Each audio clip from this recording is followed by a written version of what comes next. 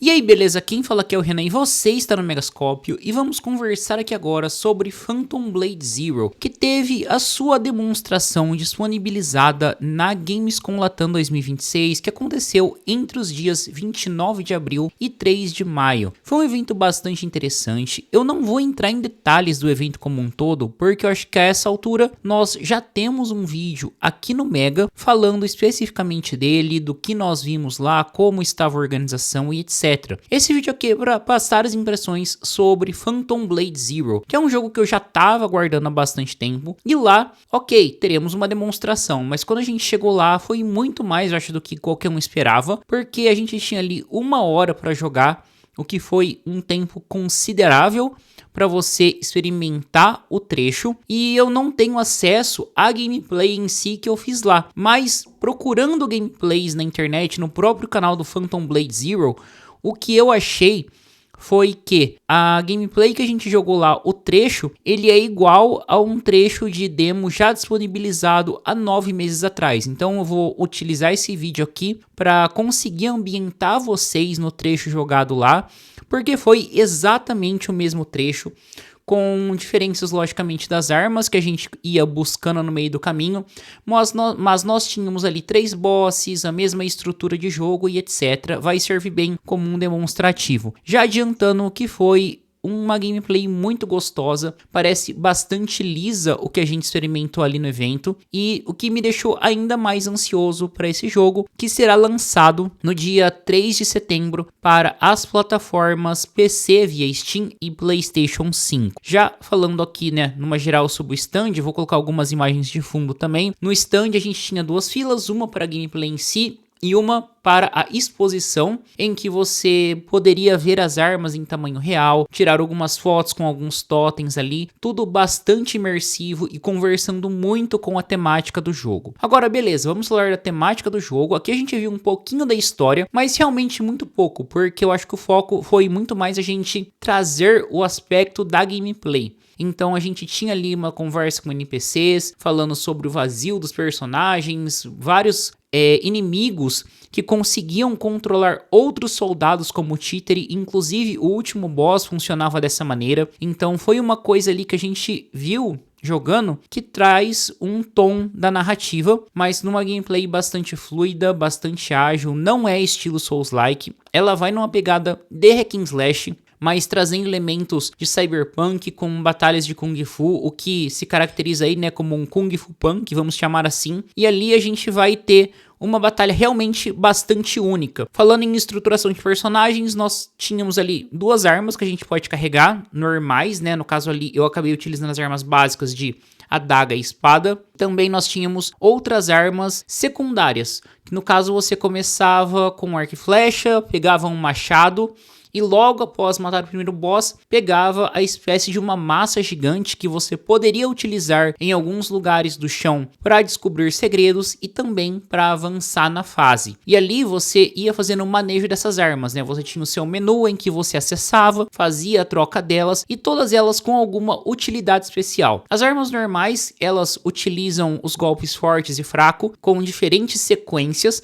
enquanto que as armas especiais nós teremos uma barrinha que vai se enchendo para sua utilização e algum acúmulo de pontos que permite com que a gente utilize essa arma nesse limiar de pontos. Então as secundárias, elas são extremamente fortes, porém existe esse limiar de ponto para você utilizá-las em duelo. No caso da massa que eu falei, por exemplo, em um ponto específico que você precisa avançar, ok, você utilizá-la assim a pontuação. É uma mecânica do jogo, porém outras armas ali que você fosse utilizar na batalha em comum, você precisa ter esses pontos extras, ok? Então, é uma dinâmica que eu acho que é conhecida, mas ali funciona muito bem. Você tem um quê de agilidade no jogo, muito legal. Você tem a parte de bloco, a parte de esquiva, que, novamente, não é como um Dark Souls, porque você não vai ter a questão de estamina, então você consegue controlar seu personagem de uma forma muito mais fluida. E em relação à dificuldade, que eu acho que é um ponto que muita gente estava se questionando em relação ao jogo, ele tem sim seleção de dificuldades em 3 modos, vamos chamar ali de fácil, médio e difícil, colocando como o jogador quer ter a sua experiência, né? Então no fácil você vai ter algo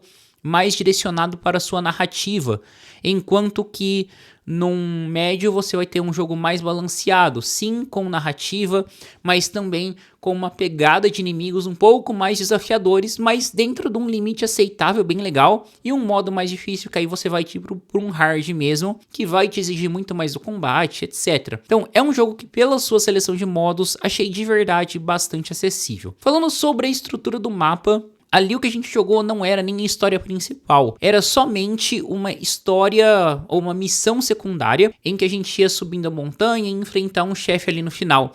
E o que eu achei mais interessante dentro disso tudo é os chefes que a gente ia encontrando no caminho, né? No primeiro, como eu falei, a gente tinha um chefe com uma massa gigante, ganhando dele a gente pegava massa.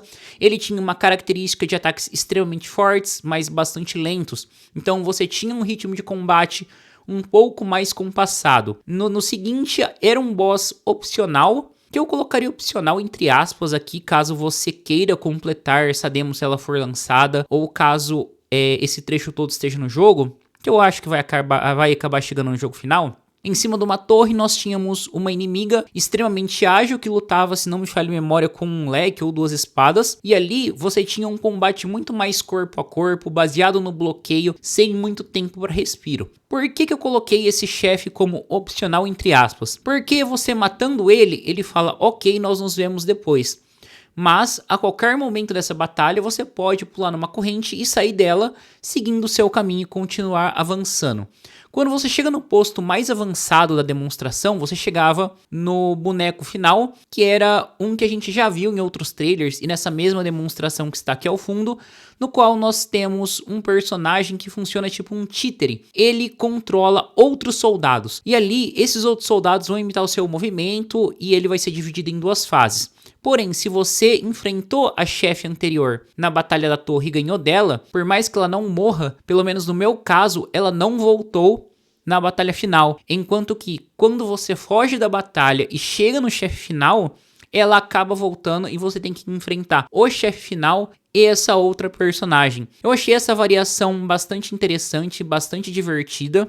E o que eu falei aqui, cada chefe que a gente viu aqui tem realmente uma movimentação única que mostra um capricho muito grande em tudo que está sendo feito dentro do jogo, né? Então assim, me chamou muita atenção essa questão das mecânicas de gameplay que a gente vai ter, dos inimigos, porque eles são divididos em categorias, mas você consegue identificar movimentos únicos neles que tornam o combate muito interessante. Qual você elimina primeiro deles? Qual é o que está controlando os outros? Então você vai ter toda essa mecânica dos inimigos que combina com a narrativa e que traz um tom muito legal para o jogo. E foi muito bom a gente poder jogar essa demonstração na Gamescom Latam 2026. No caso, a gente aqui no Mega jogou no dia 29, no dia de imprensa mesmo, que a fila estava um pouco mais de boa. Era uma demonstração longa, como eu já falei, mais ou menos de 1 hora.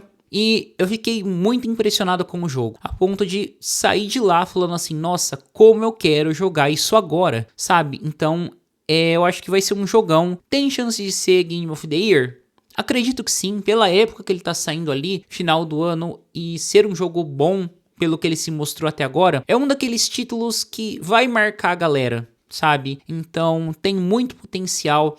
Tem um bom visual, a parte de coreografia do jogo tá muito legal, isso já foi mostrado também na parte de produção do jogo, em que nós temos ali as pessoas fazendo a captura do movimento para depois aquilo ser transcrito para o jogo de uma forma bastante detalhada. Então tudo tá muito caprichado, tá muito divertido, eu saí de lá realmente sem ter o que reclamar do jogo e com uma sensação muito diferente de eu ter jogado uma demonstração de 10 minutos, porque numa demonstração de 10 minutos você corta um trecho relativamente mais seguro, mais enxuto e coloca para o jogador. Ali não, ali a gente tinha uma demonstração extensa, com muito conteúdo e que vai, muito provavelmente, que nem eu falei, tá no jogo final. Então aqui eu acho que já mostra como que o jogo está sendo polido, como que o jogo está sendo preparado. Só lembrando que ele será lançado em 2026 pela S Games em setembro para PC e PlayStation 5. Mas bom, gente, é isso aí, vou ficando por aqui. Espero que vocês tenham curtido o vídeo. Eu queria fazer esse conteúdo aqui mais para comentar sobre as minhas impressões gerais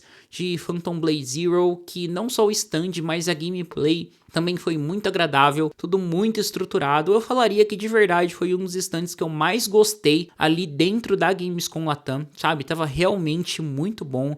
Tudo muito bem ambientado, decorado, combinando com a narrativa do jogo. Então não tenho nada o que reclamar do jogo até então pela demonstração. Espero muito que essa demonstração venha a público e seja liberada para os jogadores também, para todo mundo poder aproveitar e conhecer um pouco mais do game. Então, ficando por aqui, se inscreva no canal, ative o sininho, dê um joinha que ajuda bastante na divulgação e vocês não perdem nenhum conteúdo que for sendo publicado por aqui. Na descrição, o link para as nossas outras redes sociais e também para o nosso site www.omegascopio.com.br. Nos comentários fala aí o que você espera de Phantom Blade Zero, se você já curtiu o jogo, se você jogou a demonstração na Gamescom Latam, qual dia você jogou. Essa troca de ideias é sempre bastante interessante e lembrando sempre que sugestões para futuras temáticas são sempre muito bem-vindas. Bom, é isso aí, muito obrigado e até a próxima.